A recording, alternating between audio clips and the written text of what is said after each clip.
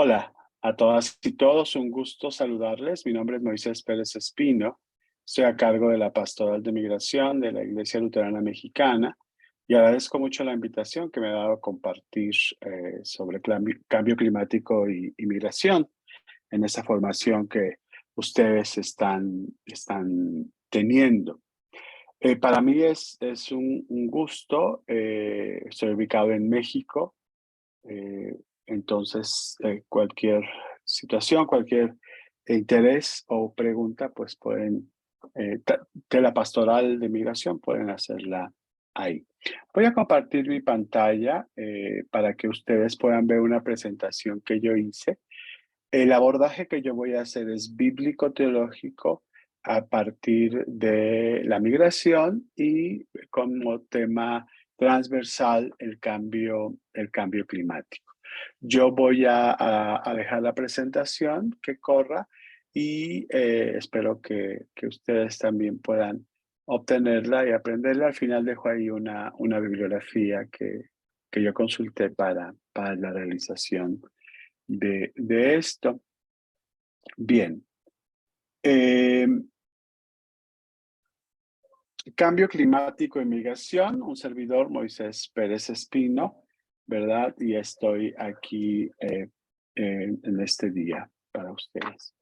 Yo utilizo para hacer la interpretación de un texto bíblico el círculo hermenéutico, algo que en respuesta de la teología de la liberación a la teología europea, ¿verdad? Y uno de los grandes impulsadores de esto, después de Freire y todas estas personas, pues fue Severino Croato, este argentino biblista, ¿no?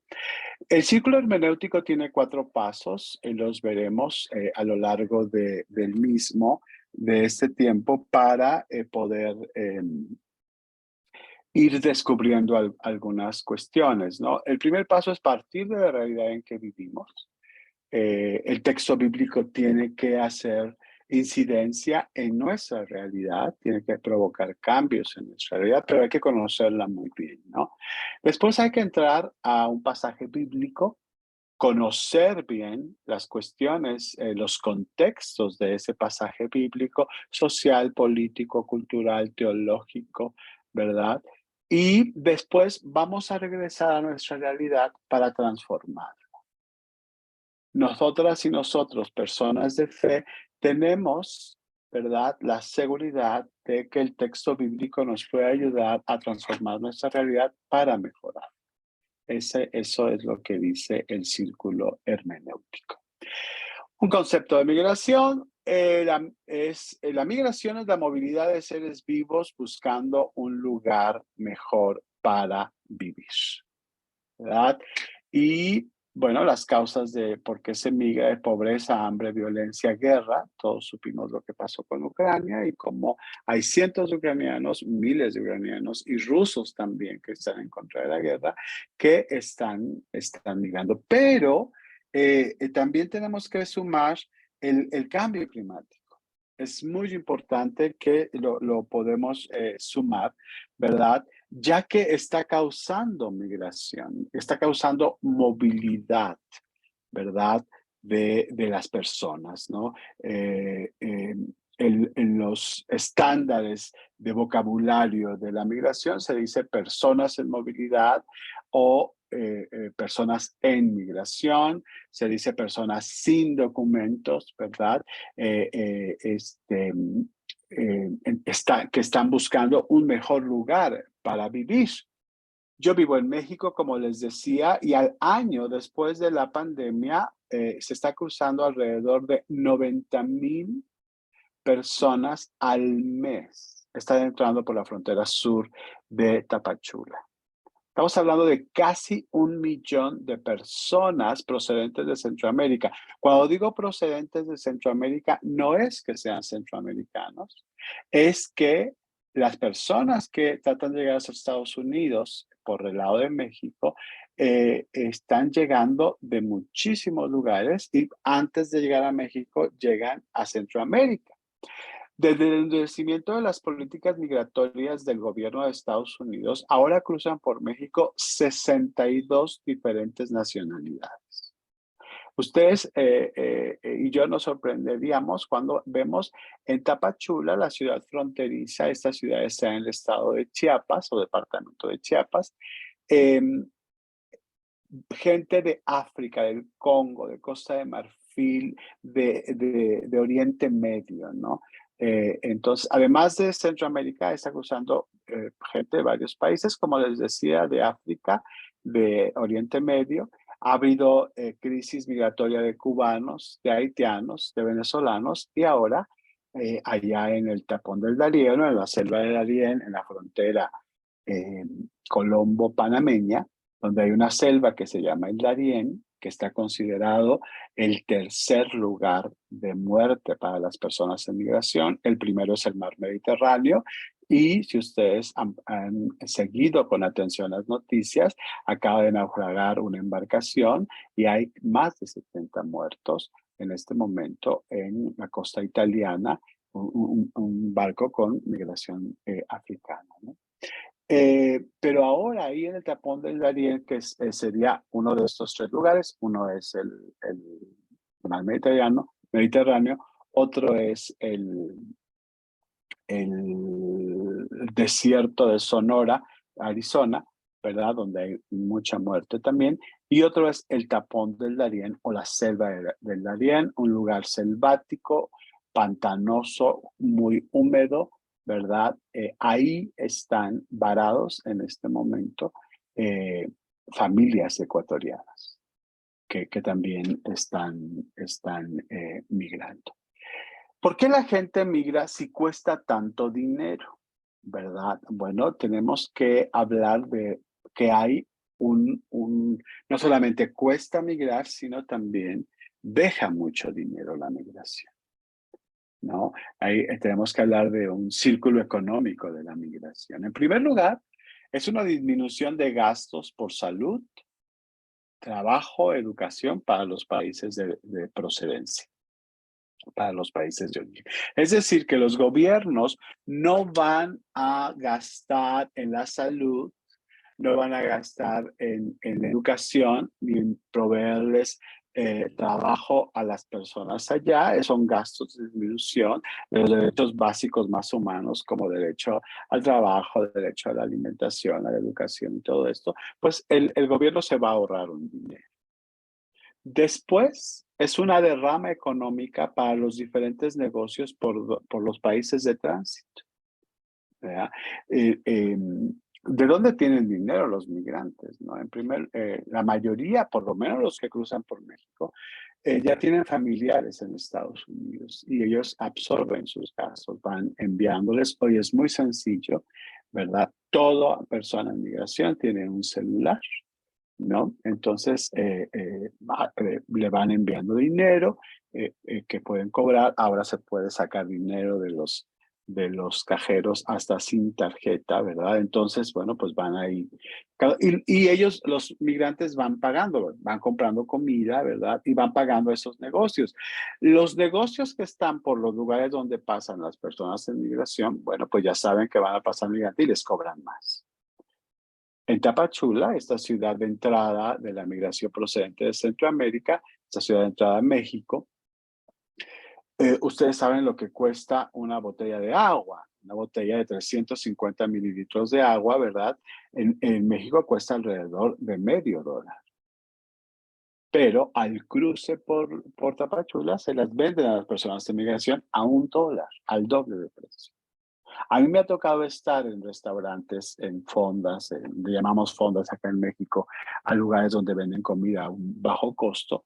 Y hay una ley en México, de esas leyes que uno no se explica por qué las ponen, pero hay una ley donde le prohíben a los dueños de restaurantes que pongan la sal al centro de la mesa. Todo para evitar el consumo de sodio y todas estas cosas que por ahí hay, ¿no? Y entonces, si yo como mexicano pido la sal, me la van a dar. Pero si la pide un migrante, que lo reconoce por su acento, por su color de piel y todo esto, le cobran hasta el equivalente de $0.25 por usar la sal.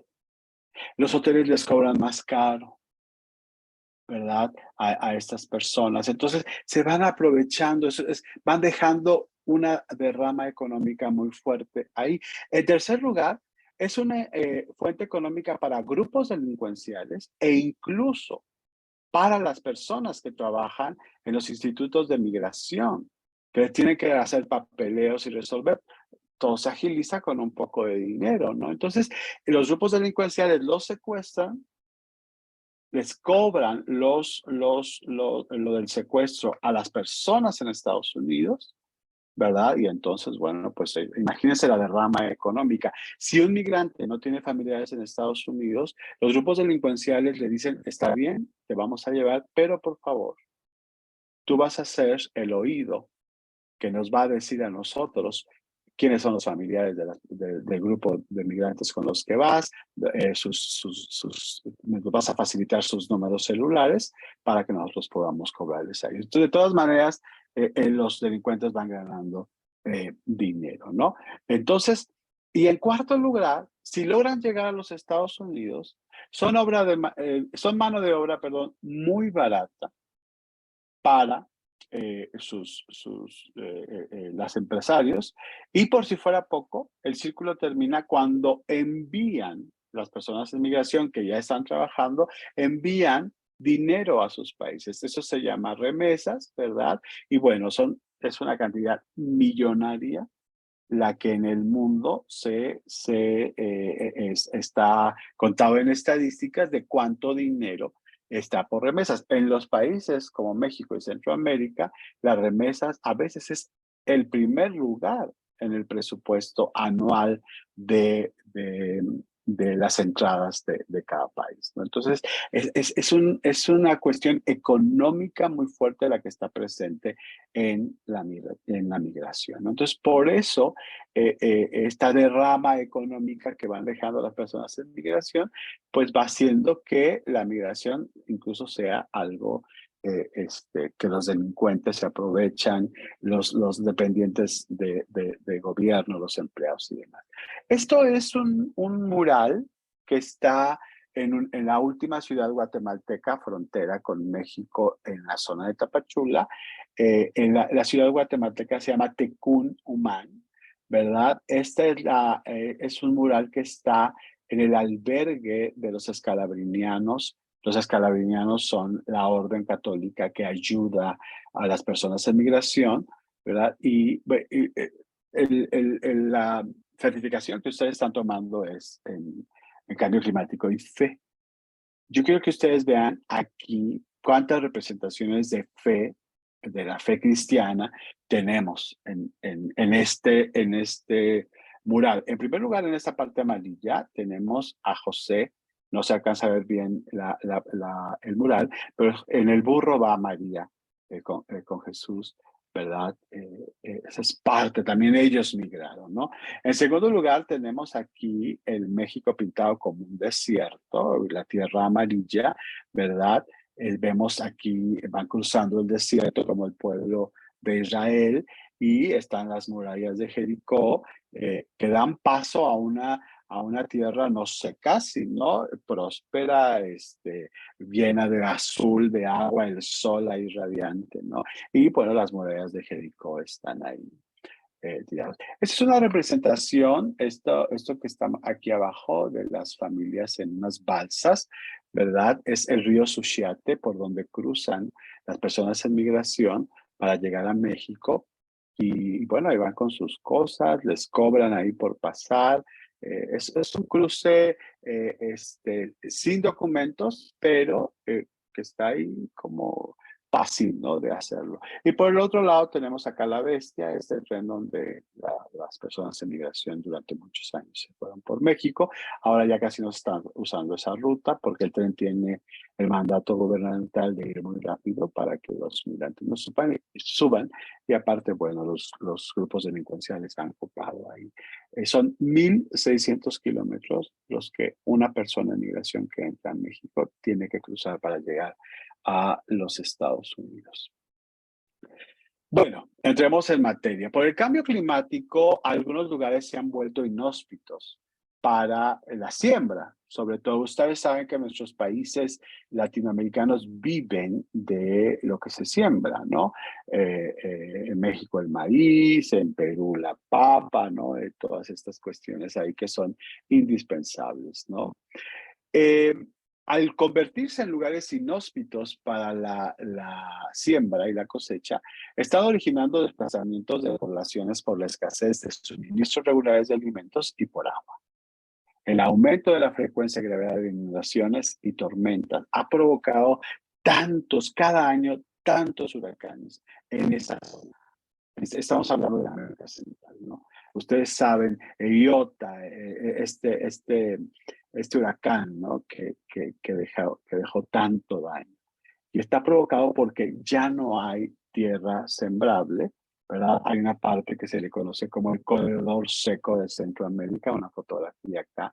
Y ese corredor seco no solamente afecta a Centroamérica, sino según la FAO, la Organización de las Naciones Unidas para la Alimentación y la Agricultura, es una extensa área que corre paralela a la costa del Pacífico desde Chiapas en México hasta Panamá y deja tierras áridas en Guatemala, El Salvador, Honduras, Nicaragua y hasta parte de Costa Rica.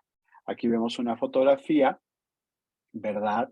Donde podemos ver ese corredor seco que va desde México hasta Panamá en la costa del Pacífico. Y bueno, pues la parte roja es donde está una sequía severa en esta zona, ¿no?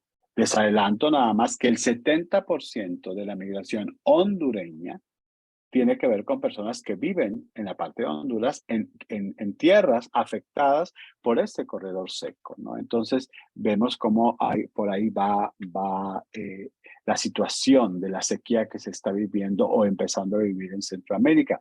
Es un tramo de tierra, ¿verdad?, de varios kilómetros de largo, de siempre perdón, tengo que hacerlo pequeño para ver gracias. 1.600.000 kilómetros de largo y de 100 a 400 kilómetros de ancho, que concentra el 90% de la población de Centroamérica y las principales capitales de esta región geográfica. Entonces es una zona muy extensa la que afecta a este llamado corredor seco y constantemente es azotado por sequías cíclicas estrechamente relacionadas con el fenómeno del Niño, que así se le llama este fenómeno climático, y el llamado corredor seco está más que familiarizado con los fenómenos climatológicos extremos provocados por el cambio climático. Por un lado, una sequía cuando debería ser una tierra fértil, y por el otro lado, no llueve, ¿verdad? Y cuando llueve es por los ciclones, que inunda absolutamente todo y deja la tierra incultivable, ¿no? En abril de 2022, este corredor seco, estas sequías provocaron incendios forestales en el norte de Guatemala y Honduras y contribuyó al secado de algunos ríos de Honduras. La falta de lluvia ha afectado incluso la parte central de Nicaragua. Junto con el Programa Mundial de Alimentos de las Naciones Unidas, la FAO ha lanzado una alerta sobre la extrema sequía y la inminente crisis alimentaria a la que se enfrentarán estos países a muy corto plazo. Se calcula que para el 2050, aquí entre paréntesis digamos, si todavía estamos, ¿verdad? Si el cambio climático no nos ha ganado, habrá hasta 5 millones. En esta zona del corredor seco, desde Panamá hasta México, hasta la frontera con México, 5 millones de personas en migración, tan solo de esta zona, por cómo están las sequías ahí, ¿no? ¿Cuáles son las consecuencias del cambio climático en el corredor seco? Disminución de cultivos, disminución en la necesidad de mano de obra agraria, no se necesitan campesinos porque no hay tierras sembrables. Hay una inseguridad alimentaria, si no se siembra, no se cosecha alimento. Esto provoca la migración y la cifra que ya les decía hace un momento, el 70% de hondureños que deciden migrar son de esta área. Podemos decir entonces que el cambio climático está afectando fuertemente la situación del clima, ¿verdad? Entonces,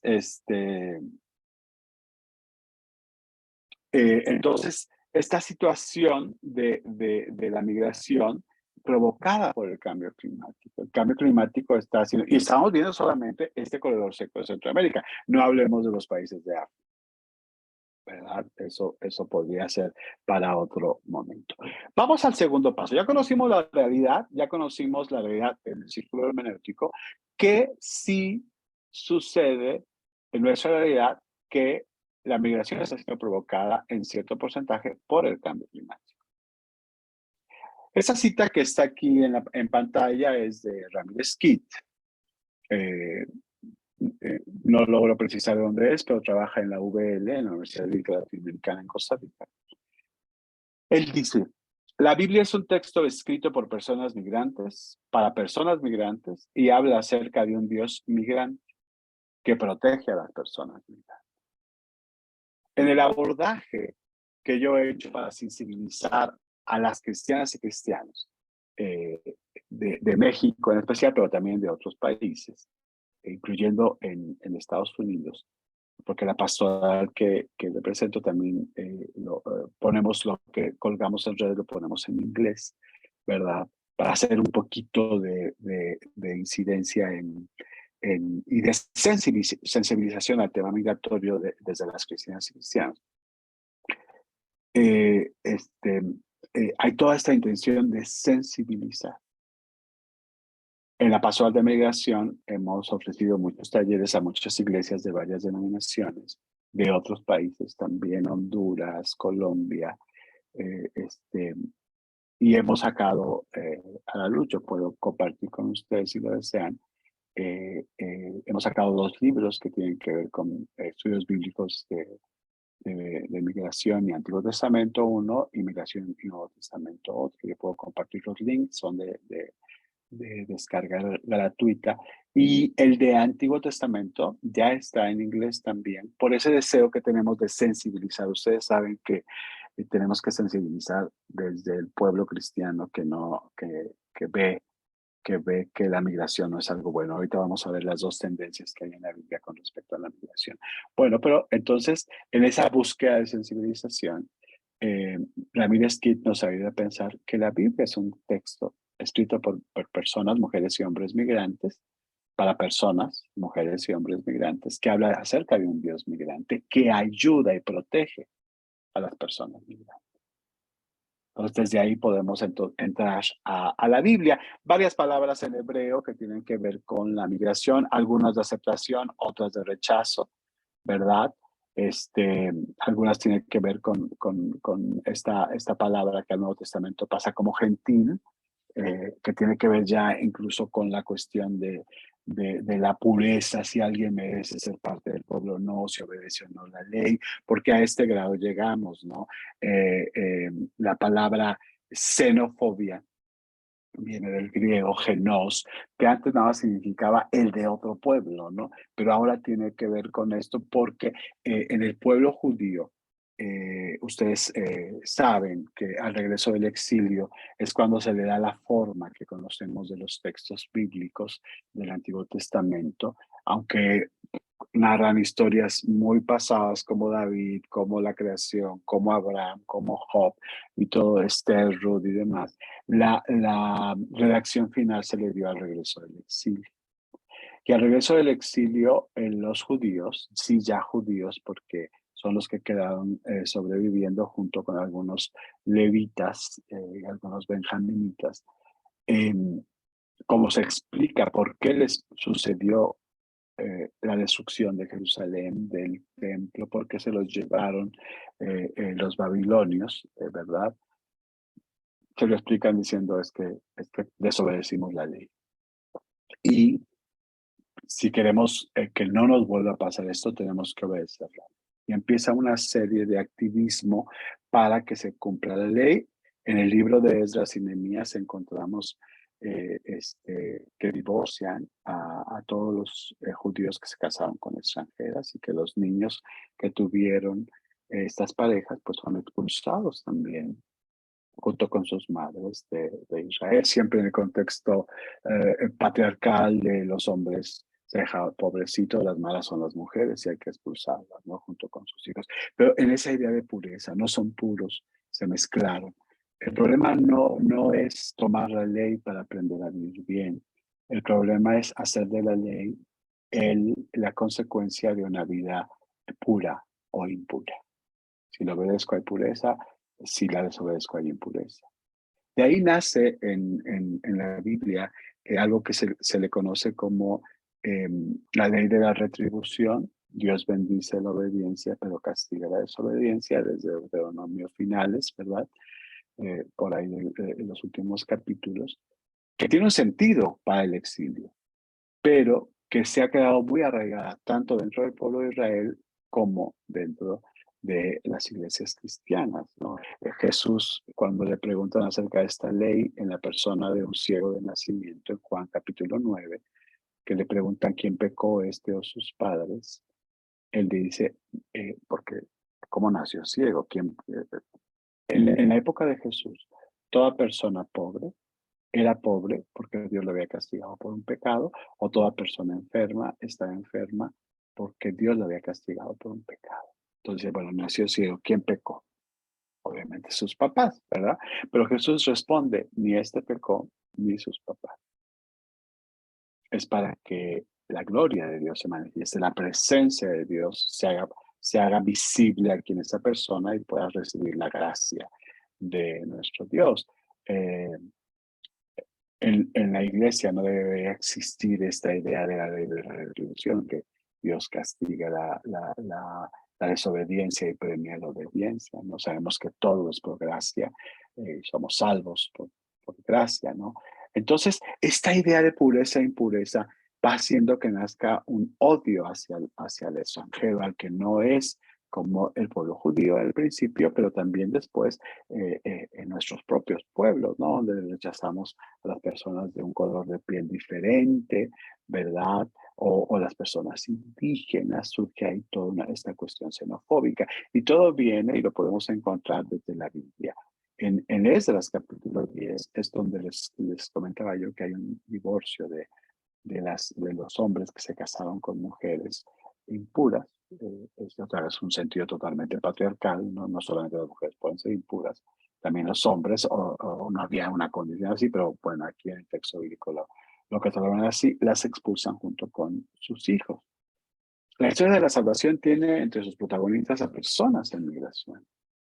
Hay distintas visiones, actitudes y propuestas con respecto a las personas extranjeras. Por un lado, esto del divorcio de Esdras y Nehemías en el capítulo 9 y 10, ¿verdad? Pero, por otro lado, la historia de Ruth, donde se acepta al extranjero, los israelitas son bienvenidos al extranjero, hay una adaptación, hay un uso de las capacidades de las personas que están migrando en las tierras donde están llegando, ¿verdad? Y después cuando Ruth migra con su suegra a Belén, pues también allá hay una aceptación de la extranjera. Y también es importante el nombre de Ruth, la extranjera moabita, que es antecedente familiar de David y de Jesús, según nos narra la genealogía del texto bíblico, ¿no? Se enfatiza tanto y se hacen leyes para proteger a personas migrantes. Y no solamente es esta alternativa de rechazo al migrante, al extranjero, hay una alternativa de cuidado. En textos de la Torá, en Levítico capítulo 19, ¿no? Por un lado hay una mirada severa y ansiosa hacia los extranjeros. Pues el extranjero refleja temores o experiencias negativas, tensiones, la sensación de amenaza, la identidad de uno y el deseo de protegerlo. Pero la Biblia nos presenta la respuesta amorosa e incondicional hacia la persona migrante. Recuerda que tú fuiste migrante cuando estuviste en Egipto. Trátalos bien, no coseches toda la tierra, deja una parte para que los extranjeros coman. Por un lado hay una idea de rechazo, sustentada en Esdras, capítulo 10, que lo toman los fariseos, los saduceos en la época de Jesús. Y por otro lado, hay una intención de aceptación, una conciencia de que fueron extranjeros y que por eso deben aceptarlo. Levítico 19, 33 y 34, que está en la ley, en la Torá, ¿verdad? Nos dice en la versión Reina Valera, cuando el extranjero morar entre vosotros en vuestra tierra, no lo oprimiréis, como a un natural de vosotros lo tendréis, a ese extranjero que mora entre ustedes, y lo amarán como a sí mismo, porque extranjeros fuisteis en la tierra de Egipto. Y termina diciendo, yo Jehová vuestro Dios. ¿No? Esa intención. Esa intención de aceptación, de no hacer sufrir al extranjero, Jesús la toma. Y al final de cuentas, como cristianas y cristianos, nosotros tenemos que replicar el comportamiento de Jesús. Y tenemos mandatos de ir por todo el mundo y predicar, obviamente en espacios de extranjeros, ¿verdad? Y ahí poner en práctica el amor, la justicia, la solidaridad, la misericordia que se vive en el reino que tenemos, ¿no? Bueno, estamos viendo lo que dice la Biblia con respecto a los extranjeros. Hay dos visiones, una de aceptación, una de rechazo. Jesús se queda con la de aceptación y hacerles bien. Vamos a tomar dos pequeñas porciones del texto bíblico. No vamos a hacer un estudio profundo y acuicioso de los textos. Vamos a ver la historia de la hambruna que hay en Génesis, capítulo 42 a 46. Esta hambruna provoca que todo Jacob, con sus 12 hijos y toda la familia, que se calcula según el texto bíblico que eran como 70 personas, cómo tienen que emigrar para encontrar comida. Bueno, hay falta de alimentos, ahí donde vivía Jacob con su familia, ¿verdad? Y se da cuenta, dice el capítulo 42 de Génesis, que viendo Jacob que en Egipto había alimentos, dijo a sus hijos, ¿por qué os estáis mirando? Yo he oído que hay víveres en Egipto, descended allá y comprad allí para nosotros, para que podamos vivir y no muramos. Hay sequía en el lugar donde vivía Jacob. He marcado en negritas aquí en la pantalla, ¿verdad? Porque se tiene que ir a comprar alimento a otro lugar para que podamos vivir y no muramos. Si un lugar la tierra no produce alimentos, provoca un movimiento geográfico y la gente tiene que movilizarse para encontrar un espacio donde haya comida para que se pueda vivir y no se muera. Si no hay producto de la tierra, si no hay cosechas, porque la tierra está inhabilitada para que se siembre, pues no va a haber la posibilidad de que se queden ahí y tienen que movilizarse.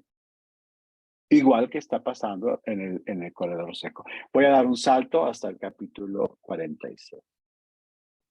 Ustedes saben toda la historia, encuentran comida, José lo reconoce y bueno, entonces ya todos se van a vivir allá. Salió Israel, ya no Jacob, recuerden que se le cambió el nombre a Israel, con todo lo que tenía y vino a Beerseba y ofreció sacrificios a Dios su padre, al Dios de su padre Isaac. Gracias Dios, porque hay un lugar donde mi familia y yo podamos comer. Por eso deciden migrar, a consecuencia de una sequía que había en su territorio. Y habló Dios a Israel en visiones de noche y dijo, Jacob, Jacob. Y él respondió, heme aquí. Y le dijo, yo soy Dios, el Dios de tu padre. No temas descender a Egipto, porque allí yo haré de ti una gran nación. El mismo Dios está de acuerdo en esta migración por hambre. Yo descenderé contigo a Egipto y yo tomaré y yo también te haré volver y la mano de José cerrará tus ojos. Todos sabemos lo que pasó, que vendieron a José y ahora José tiene un puesto muy importante en Egipto, ¿no? Entonces, Dice, vas a ver a tu hijo, vas a morir junto a él, él va a cerrar tus ojos cuando tú te mueras. Entonces toma la decisión de emigrar. Dios está de acuerdo en esa migración. Se levanta Jacob de Beerseba y tomaron los hijos de Israel a su padre Jacob, a sus niños, a sus mujeres, en los carros de Faraón que había enviado José para llevarlos. Tomaron sus ganados, sus bienes que habían adquirido en la tierra de Canaán y vieron a Egipto, Jacob y toda su descendencia consigo, sus hijos y los hijos de sus hijos consigo, sus hijas y las hijas de sus hijos, y a toda su descendencia trajo consigo a Egipto. Si ustedes recuerdan, en el capítulo 42, cuando saben que hay comida en Egipto, dice, vayan a comprar comida para que podamos vivir y no muramos. Parecía que la sequía se alarga, a tal grado que es una familia muy grande. Cuando José los invita a vivir a Egipto, deciden mudarse todos. Esa es una migración por sequía, hoy podemos llamarla por cambio climático. Estas sequías eran muy comunes en lo que se le conoce como la media luna fértil, allá entre que empieza todo en Egipto, corre por Palestina y va a dar a Mesopotamia, ¿no? Esta llamada media luna fértil a veces no era tan fértil. Entonces, por lo que podemos decir que ha habido sequía durante toda la historia. El problema es que ahora la sequía está somos muchos seres humanos en la Tierra, pero también está esta sequía en mayores extensiones geográficas. Vamos a ir viendo algunas conclusiones que podemos sacar después de haber visto brevemente estos dos pequeños pasajes del texto, ¿no? Todos los seres humanos somos migrantes. Todos. Nadie permanecemos, muy poca gente permanece en el lugar que nace, desde que nace hasta que muere. Todos nos estamos movilizando, dentro del país o fuera del país. Dios, como vimos en el pasaje bíblico, tiene promesa de bienestar para todas y todos. Migrar no es un delito. La mejor manera de entender esto, de considerarnos los otros, para poder ayudar a las personas que están haciendo este camino de la movilización humana. No nos consideremos dueños de la tierra ni de los espacios. Considerémonos siempre los otros. Si nos damos cuenta que también nosotros hemos migrado o que podemos migrar, nos vamos a considerar y vamos a ubicar en el lugar del otro, de la otra que tiene necesidad de migrar. Y entonces va a ser como una consecuencia lógica poder ayudarlos. Así vamos a tratarlos bien cuando encontramos a personas en movilidad humana. El pueblo de Dios es un pueblo de todas las naciones. Ir por todo el mundo y predicar, bautizándolos en el nombre del Padre, del Hijo y del Espíritu Santo. Somos un pueblo de todas las naciones, somos extranjeros. Como podemos ver en el pasaje de Génesis, la migración forzada por hambre se ha dado siempre. En nuestros tiempos se ha agravado por el cambio climático. La tierra no produce alimentos como antes, somos muchos. Hay una inequidad social, una injusticia social, que unos pocos tienen mucho y millones de seres humanos no tenemos nada. Con el cambio climático se está afectando que la tierra no produzca alimentos, que no haya agua. Los mejores ejemplos son África y Centroamérica. De esos territorios hay éxodos buscando un lugar donde haya comida y donde puedan trabajar.